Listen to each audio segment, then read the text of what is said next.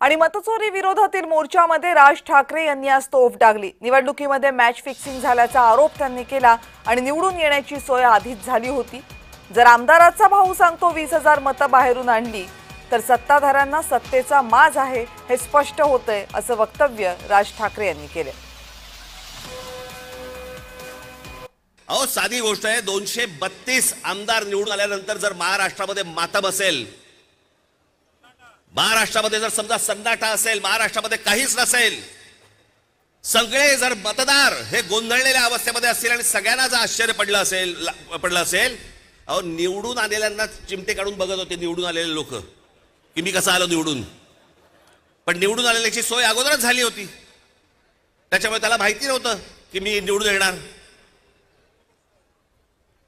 हे सगळे कारस्थानं, या सगळ्या गोष्टी, ह्या सगळ्या निवडणूक आयोगाच्या मार्फत सगळ्या सुरू आहेत।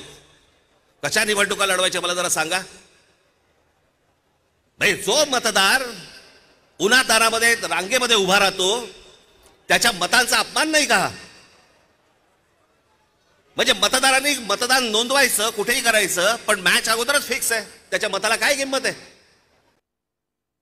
एका आमदाराचा भाऊ सांगतो की मी 20,000 मतं बाहेरून आतमध्ये आणली। आमदाराचा म्हणजे ह्याची हिंमत बघा, सत्तेचा माज बघा की एक आमदाराचा भाऊ सांगतो की आमदार असतो पैठणचा, त्यांचा बुमरेचा भाऊ ना, हो पण त्याचा बुमरेचा भाऊ ना, तो मुलगा हल्ली कळतच नाही माहिती।